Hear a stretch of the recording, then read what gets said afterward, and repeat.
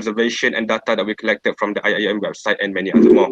And for the significance is that we implement a task consistent with the vision and mission of IIUM, and also to optimize and applying the efforts of the 4 Rs, which is the refuse, reduce, reuse, and recycle. And through our survey, we can see that 13.3% agreed to initiate a recycling day. Okay, this recycling day is very important for us to raise more awareness and also to encourage students to actually immerse and involve in conducting recycling.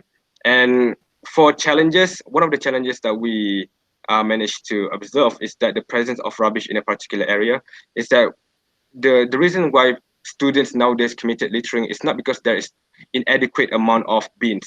It's because like some bins they are located far away, and students have this mindset where they are lazy to throw or to go and approach the bins and throw in a proper place. So therefore, when they see people keep throwing rubbish in a particular place, they decided to do so, and which is wrong. And second is that an insufficient number of workers during the weekend. And I'm not saying that there's no workers during the weekend. There is workers in the weekend, but it's not enough to cover like the whole IIUM, so people can like throw rubbish anywhere they want without people actually looking at what they do. And third is failure to display notice on the prohibition of littering. And for recommendation, first we have to ban the use of straw and plastic bags, which IIUM has commenced, which is the IIUM Zero Single-Use Plastic campaign. And second is also to reduce the usage of disposal products in the campus of IIUM Gombak.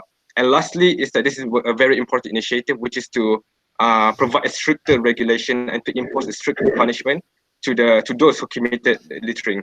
Because when there is no punishment, or the punishment is not as strict as we would want, people are not afraid to commit littering. So therefore, when IIUM impose a stricter regulation, it will create agitation and worriness for them to actually commit littering.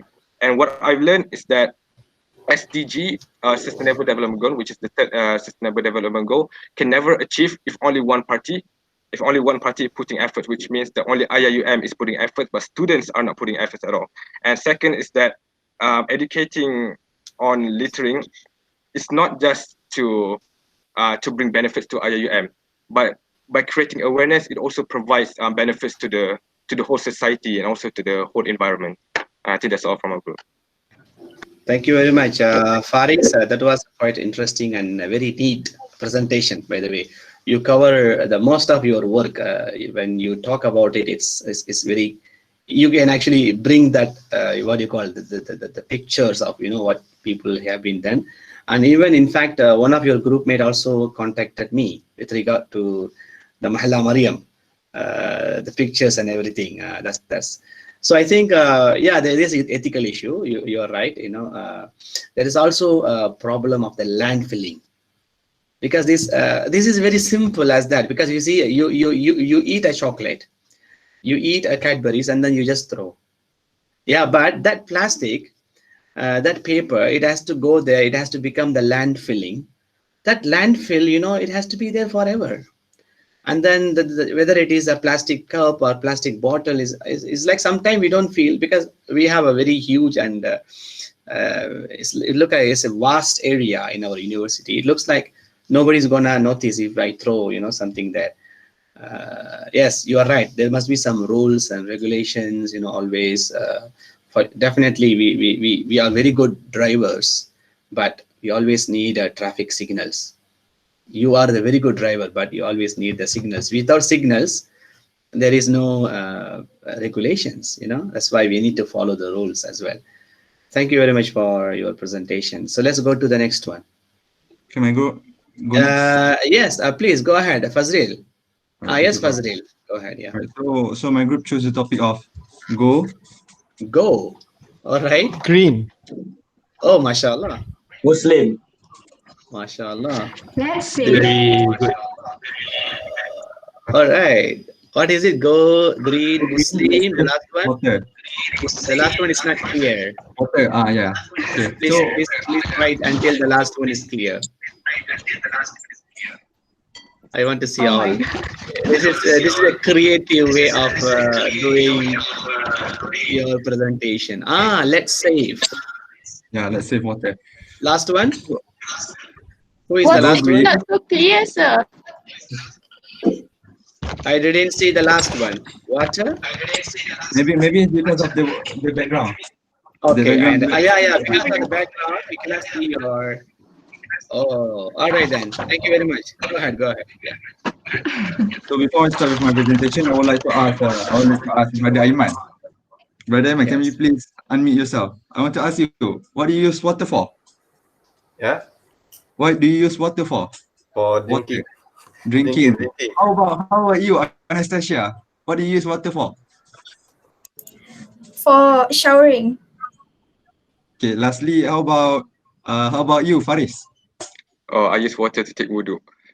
So basically, we can see that water is very much important in our lives, and we did have a few interviews with the students through WhatsApp and also to face, and we can conclude that the awareness among students in regards to the importance of water is moderate, because we can see that the students are aware about the importance of water, but they tend to ignore what are the implications if they don't save water and if they waste water. So that is why we choose the topic of Go Green Muslim, let's save water. And Go Green here is not referring to PAS, the political party, but we are referring to the environment, our responsibility as a Muslim to the environment, because we are the Khalifa in this earth. So in this project, we are focusing on two objectives. The first one is we wanted to increase the level of water conservation awareness and responsible among the students. And secondly, we are trying to reduce the water usage among the students. So through this project, we can reduce the rate of payment of water bills by the university, because as we know, this university, some of the funds come from the government. So if we can reduce the water payment bill, we can use the fund to somewhere else. For example, like we can give it to the welfare to help the B40 group students and whatnot. Secondly, this project is to prevent the widespread waste of water among students. Besides, we can help to solve the problem of lack of water, especially during the water crisis. As we all know, even currently right now, Malaysia, Selangor is having another water crisis. Yeah. And lastly, we also wanted to teach the students how to save water and state the adverse effect if we waste water. So, of course, when we are conducting this project, of course, there will be challenges, but we can conclude that these challenges mostly comes from the mindset of the students themselves. For example, just like I mentioned before, they knew about the importance of water, the effects if they ignore um, to save water. However, because of this ignorance, of course, there will be effects be upon it. Um, yeah, for example, like students, they tend to ignore if there are leakings of pipes. For example, if we wanted to go to shower and then we see pipes leaking, we tend to ignore it rather than go to the MO to report for it. Or at least we do have numbers of MOs. We can actually just WhatsApp them, but we tend to be lazy and just ignore it. Okay. Um, Next, we can see that, especially as Muslim, just like Faris mentioned just now, he used water for ablutions. So we can see that a lot of students, a lot of people, a lot of Muslims actually, when they take ablutions, they tend to take it with the strongest current there is. Yeah.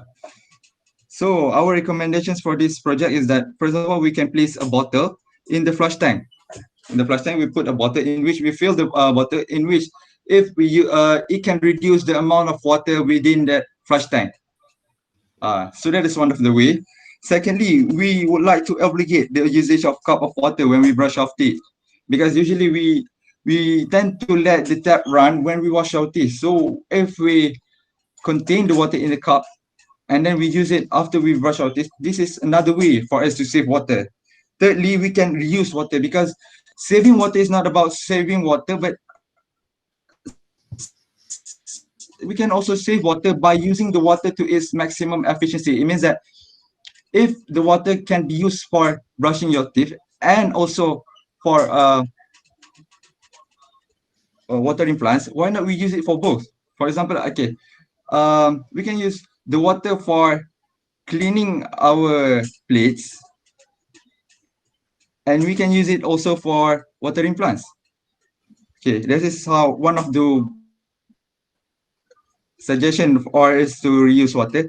And next, we need to be aware of if there is pipe leakings. Okay, so besides the students, I believe that the other party that usually enter the toilet is the cleaners. So I believe that besides then reporting the cleanliness, besides cleaning the toilet, I believe they also need to report if there is any leakings of the pipe. So in conclusion, I believe that if everyone can truly understand our responsibility as a Khalifa, as a Muslim towards the environment, I believe this project will succeed, inshallah. That's all from me. Thank you. That's all from us. Thank you. MashaAllah, MashaAllah. Thank you very much, Fazril. That was a very good presentation as well. Nice way of doing, you brought some creativity in doing, but thank you so much. It looks like all of you are a team. Just like, you ask questions to the different group members, still they are answering. So this is like, mashallah, you people are very much together, it's like a team. Not only your team, you also, the other teams also working for you. So that's a really, the solidarity, I can see that. So when we come to your topic, it's really quite interesting, very important. You see, this is what I say. This is very, very important topic, not only because, there's a water crisis, because you need to understand, there is a water efficiency and there is a water crisis. I think I told you this earlier. In Malaysia, there is no problem in water crisis. The problem comes only in water efficiency crisis, meaning there is not enough supply of water. It doesn't mean that you don't have the groundwater. You go to a country like India and Africa, there is no enough groundwater. You go to Saudi, you go to Middle East, there is no enough groundwater. Here it is not allowed. Here it is not allowed that you make your own water. You cannot actually do the pump and then make you can, because there is a water efficiency, the government is actually providing you with it. So when you have the water crisis, it clearly means the management. It clearly means the piping. It doesn't mean that there is no water in the lake. That's why it will be very, very difficult for you to understand when you say no water means no water, which means that you have water, but there is a problem in the supplying the water. Okay, why still it is important for us to talk about this? I tell you this. There is a micro level, there is a macro level. Micro level is actually what you said just now, whether it is for ablution, whether it is actually for bath or washing something or for your own usage. The macro level is actually what? When the companies like industries and factories comes, they have to take the groundwater. That's the reason why most of the third world countries like India and Africa, they use the groundwater. Like for example, some corporate companies coming to their countries and they are taking the groundwater. Because of that, the people living in that country, they don't have the proper water. After some time, the water becomes salty. I don't think that you ever had a salt water. Have you ever had salt water? Unless you go to ocean, you will have salt water. I have lived in many cities back in India. I take wudu with salt water. It's salt like ocean water. Nobody will drink that water. We always have a different drinking water, which always someone will supply to our houses. Why it's becoming salty? Because there is no groundwater. So now the micro level and the macro level. If some companies at macro level start taking all the groundwater, then tomorrow Malaysia also can become like India or some other country, because there is no enough groundwater. That's why at micro level, it is very important, because tomorrow you could be a CEO of the company. Tomorrow you could be the director of any company. You have to have this awareness that I should not work on a project where I use lots and lots of groundwater. Groundwater must be preserved for the next generation. This is what actually, that's quite interesting and also quite important topic. Thank you, Fazril. Let's go to next presentation. Yeah. Who is next? May I? Can I go next? Yeah, yes, please go ahead. Yeah. Oh, sorry, does Ali want to go first? Okay, ladies first.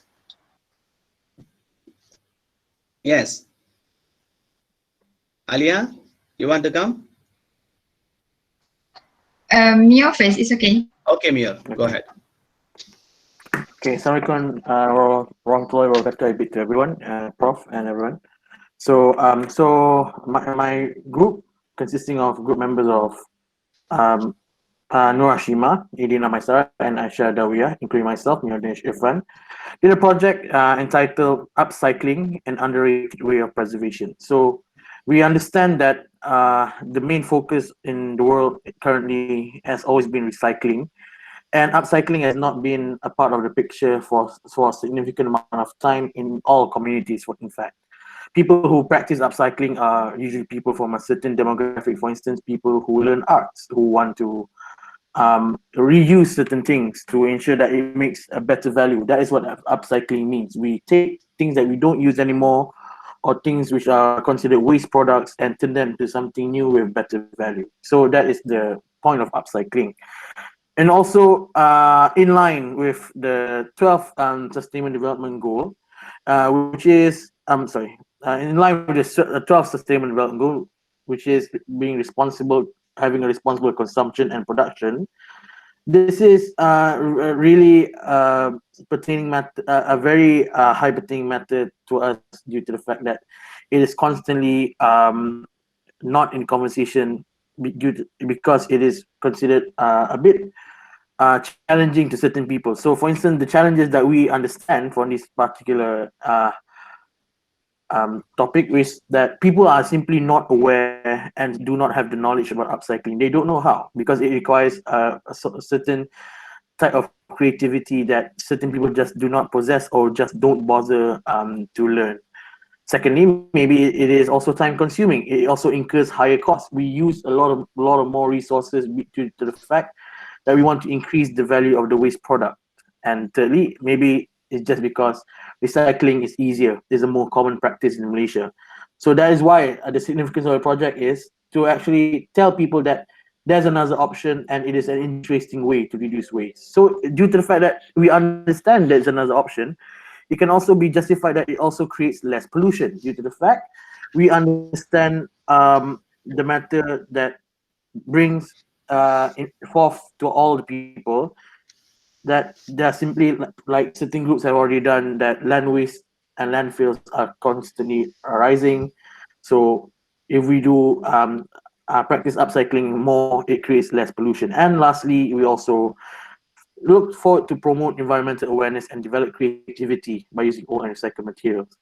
So, and the recommendations that we believe should be done by a lot of people, which is mostly agreed by the people who we surveyed, which is instilling it in education, especially those who learn arts, and also instilling it in businesses. For instance, Adidas. Adidas is a well-known sports company that produces sports apparel, that have produced jerseys for football teams in the past using used plastics in the ocean. A very good initiative that helps. That is a form of upcycling that uses the particular things and makes it into something much more better and much more useful.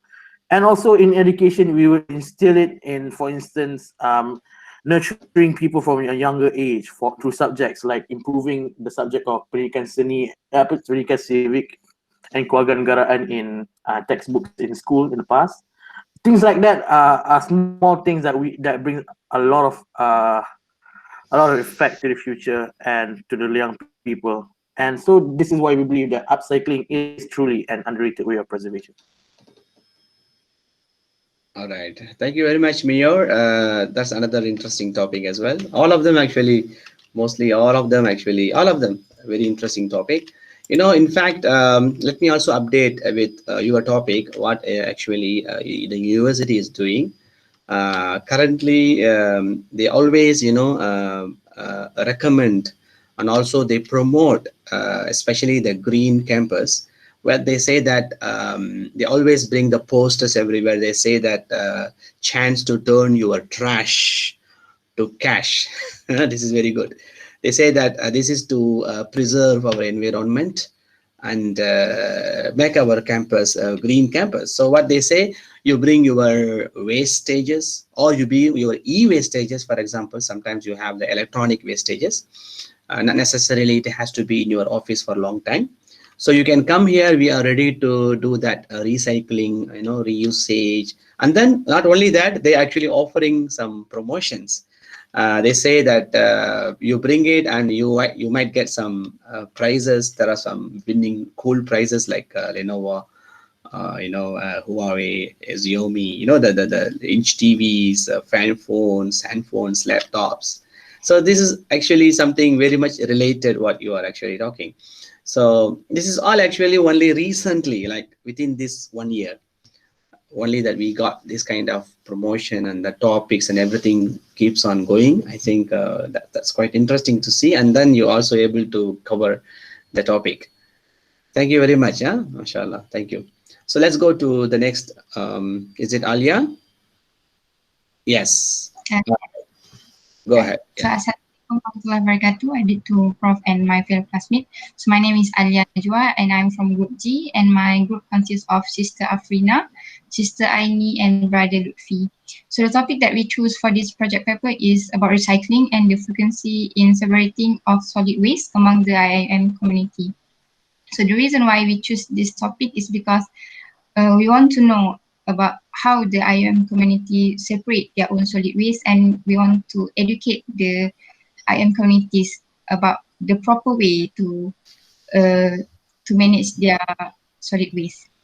So we had made a survey for this project, and we found out that most of the students in IIUM actually rarely practicing a proper waste management, because one of the reason, because they say that they are not they cannot find the recycle bins to practice a proper waste management. So for this project, the recommendation for the challenge in this project, we propose for the university to prepare a more sufficient number of recycle bins so that the students can practice a proper waste management in their daily life. And then we have made a survey on the use of recycle bins and the regular bins in 4 mahallah, which is in Mahallah Hafsah, Asiyah, Asma, and Aminah. So we found out that the regular bins is the bins that had been used most of the students in that mahallah. And the recycle bins in that mahallah is actually being rarely used by the students, because only the regular bins is full, but the recycle bins is not being used by the mahallah. So from this project, as a conclusion, we hope that the students will practice a proper waste management in their daily life, so that we can save our world from being disrupted, because we are not the only one that will live in this world, but also the future generation. So it is actually our duty to serve a better world for the future generation. So that's all from us. Thank you. Thank you very much, Alia. Mostly, it's all about awareness, right? So you want to create the awareness to the students so that they can practice here, and then when they go to society, again, they practice. Because we know that when, let's say I live in some taman, so in my household, usually we see our, the laborers come and collect collect the bins, and then you can see them, they don't see any differences, and then they don't have even time to separate what has to go to which bins. We give them everything together, and then they have to put everything together, and then everything goes into the same place. So I think that awareness is very important. It has to become like our habit, that okay, where to put what, where to put. So this is actually, let's say this is electronic waste, and this is actually plastic waste. This is actually paper waste.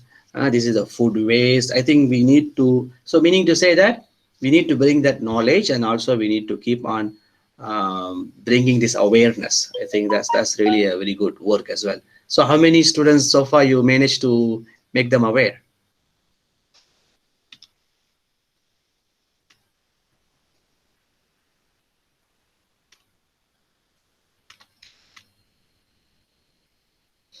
Alia? Yes, how many students do you, so far you managed to make them aware? Uh, we can you No, no, what I mean, how many students so far you managed to, you said you made some survey to students and asked them, checking them about awareness, right? So how many of them that you managed to 50? make them remember or aware of this? We made a survey to 50 students. 15. 50, yeah. Oh, 50. That's a good number. See, that's very good. That's a big number actually so far. Very good, very good. So you already won in your term paper. I mean your work. That's really good. It's a big number as well. And then especially this during the COVID-19 time. Thank you very much, Alia, for your work and everything. Yeah. Okay, let's go to the next one. We have Yes, can yes, I? Imran. Yes, Imran. Come. Are you with Fazril or different? You are in the same room, right? Yes. Okay, So go ahead. Assalamualaikum to everyone. So for our SDG project, my topic is about poverty among IIUM students. So in this project, we're going to help the poor in the IIUM campus. So for the objective, we want to achieve the SDG goals, which is no poverty and zero hunger. Okay, then we also want to improve the students' nutrition by giving them nutritious food. For example, in cafe. So the significance in this project is by this economic loss because of the pandemic. So we all know during this pandemic, there are some of parents that need to quit their job and lost their income. Not to remember they're self-entrepreneur, and for example, restaurant when the government impose the RMCO, they lack of customer and they do not have any income. So the challenge for this project is the end the hunger and skipping meals. So, but in students who are lack of money to buy food, they need to end their hunger and skipping meals. They always eating Maggie and it was not nutritious food. And by then, buying Maggie, it was not inexpensive and easy to cook. So university, the challenge for the university is they do not have enough funds to accommodate all students. They are lack to identifying all students that to be helped need to be helped. Then there also are maybe some lack of facilities to keep the food safe, so they can be stale food. The food may be stale.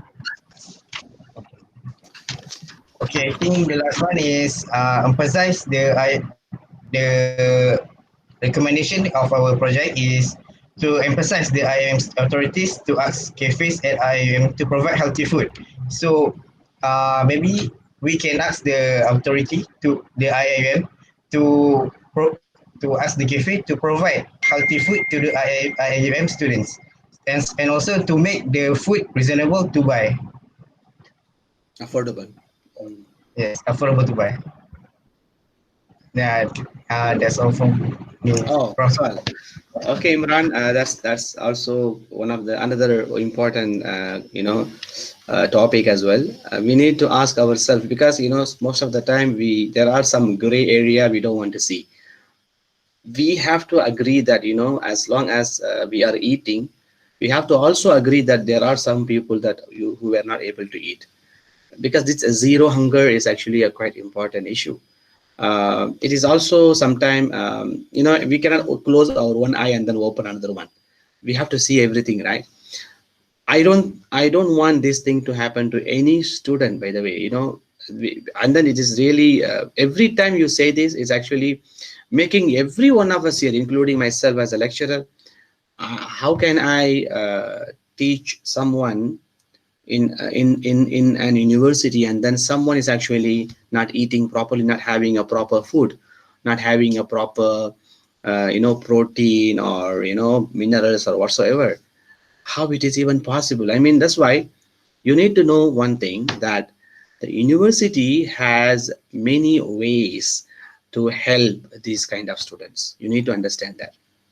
When you have this kind of, when you address, for example, right now Imran has gone and found some, maybe you don't have the proper statistics, but at least you have some information, right? How many you think that almost in your meetings, how many you found people are actually eating only Maggie? How many so far? I mean, in your own experience within the short period of time. So based on my for our survey, there are lots of students in not only in our only in our mahalah, but also in another mahalah, only eating Maggi just to save their money because of their parents could not support them. Subhanallah. So this is really, it's really hard.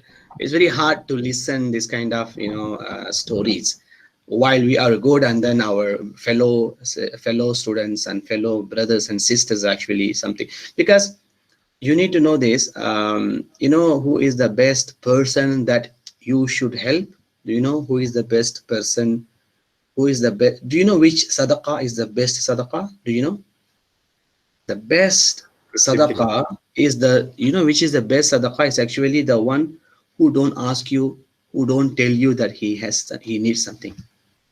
Which means you don't expect someone come outside and tell that I'm a needy person. You don't expect someone come and say I'm a faqir. You have to find someone. There is an effort. That's why sadaqah will give you complete, the sadaqah will give you complete reward when you put some effort. What I mean by effort, you go and find out. You check his room. You check his money, whether he has enough money, or because most of the time they are very shy to tell you. I have seen that, especially in Malaysia, they don't, even though they have problem, they don't come and tell you. Sometimes I have seen, people go to ATM, they check their money, and then they don't take their money out. I have noticed. They put their ATM card, they wait for a while, and then they only take out the ATM card, and then on the receipt, the money won't come, because they've been expecting someone will put the money, but they didn't get the money. So usually we have to find that kind of person, then just give him 10 ringgit or 20 ringgit, 50 ringgit, at least, this is how. There must be, what I'm saying, what Imran has done, the group of Imran that has done, it's something to do with our community, especially in our campus. We need to identify them. Don't just think that, okay, it's not my job. It is socially, we have to find some help. You don't have to use your money all the time. You don't have to, I'm not saying that you pay your money, I'm not saying that. I'm saying that show him the way how to get money. Let's say we have zakat unit. We have endowment fund. We have every Kulliyyah, the dean's office, they have some funds for this kind of students. They might be among us. They might be among us every day. But most of the time what happens, they are very, very shy to ask others. I will tell you, Ma kana Allahu fi awni akhihi kana Allahu fi awnihi. Remember the hadith. Prophet said, as long as you are in help of someone, as long as you are helping someone, Allah is helping you.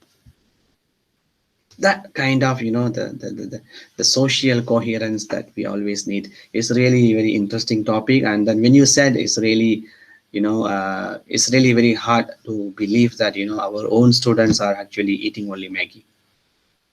So inshallah, this is what actually I'm telling. Keep this attitude of asking others and then finding the help for them.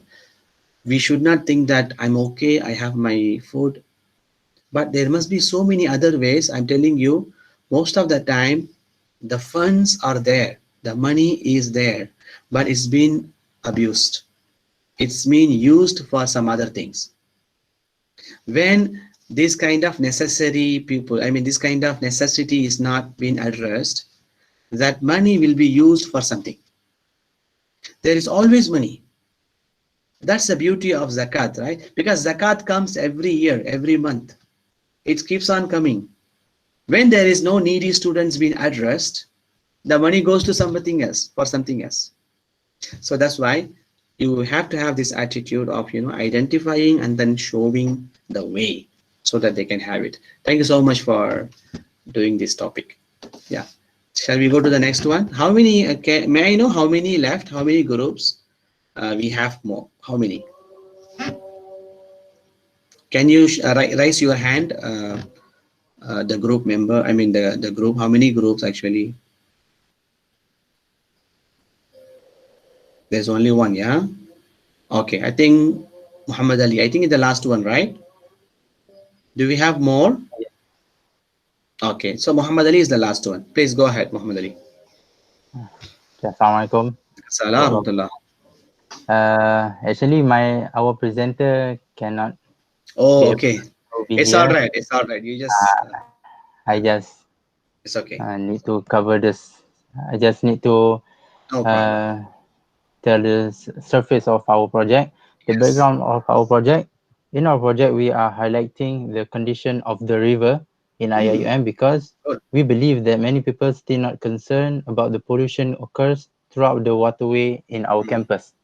Although many people, students, lecturers, and other staff, when they go to classes or mahalla or even masjid, they will go through or pass by the river and saw the problems that we have. But we just need to be concerned about the pollution so we can, curb this issue for our future. Therefore, we voluntarily purpose our project to keep the river clean and together teach the society within the campus to work in hand and love the river. The river is our heritage. Together, we preserve it. The objective of the project is, first, to know about the real condition of the river in IIUM, whether it was categorized as polluted or if it is still in good condition. Secondly, to know in depth about the main causes of the pollution in the river that involved within the previous 2 to 3 years. Thirdly, to create a hope to have a clean river towards students, lecturers, and university residents. To suggest practical action in order to preserve the river condition from getting polluted. And last, to prevent the condition of the river from getting contaminated even worse in future. That's all, Prof. Thank you very much, Muhammad Ali. That's the last presentation, and it's also quite huge and very hard things to do because it's a river. You know that river of life. I think you know river of life because we actually created this, what Ibn Khaldun says in his book Muqaddimah. He says that whatever that we have in the universe is all minerals. It is all resources until human put his labor. The gold become gold because of not because it is under the ground.